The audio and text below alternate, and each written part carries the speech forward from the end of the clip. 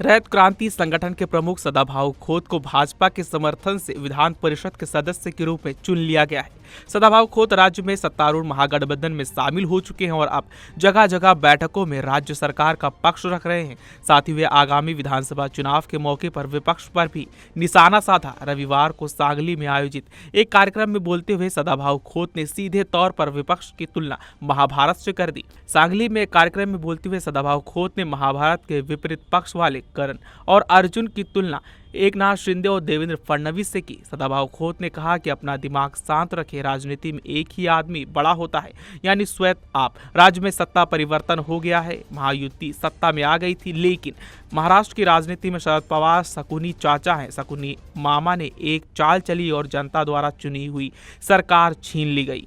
आगे उन्होंने देवेंद्र फडणवीस को लेकर कहा कि हर कोई फडणवीस को अपने निशाने पर लेता है, लेकिन उन्हें केवल फडणवीस ही टक्कर दे सकते हैं। मराठा आंदोलन के विषय पर खोत ने कहा कि मराठा समुदाय में अब तक कई मुख्यमंत्री हुए हैं, लेकिन इनमें से किसी भी मुख्यमंत्री ने मराठा समुदाय को आरक्षण नहीं दिया। लेकिन साल 2019 में मराठा समुदाय को पहला आरक्षण देवेंद्र फडणवीस ने दिया, लेकिन मराठा समुदाय को मिले इस आरक्षण को शरद पवार उद्धव ठाकरे ने खत्म कर दिया। आइए सुनते हैं सदाभाऊ खोत ने क्या कुछ कहा। शांत डोकं ठेवायचं, काही होत नाही। राजकारणामध्ये एकच माणूस मोठा आहे, त्याचं नाव अपूर,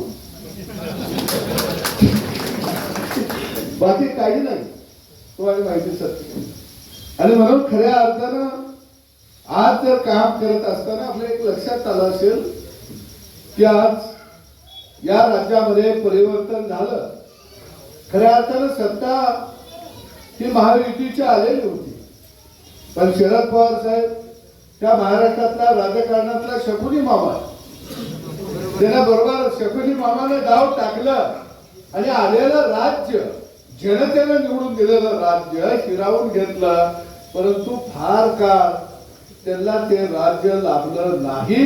परत एक वेळा एकनाथ शिंदे नावाच्या वाघानं बंड केलं आणि देवेंद्र फडणवीसच्या फाशीनं या महाराष्ट्रामध्ये खऱ्या अर्थानं परत महायुतीचं सरकार आलं।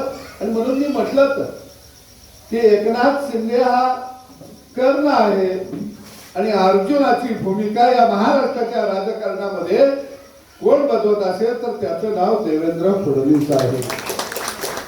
एकनाथ शिंदे साहेबांकडे जावा, खरंच तो माणूस कुणाचाच वटा मोकळा ठेवत नाही, महागल त्याला दान देतो आणि हे राज्य कसं चालवायचं याचा दूरदृष्टीपणा जर कुणाकडे असेल तर त्याचं नाव आहे देवेंद्र फडणवीस।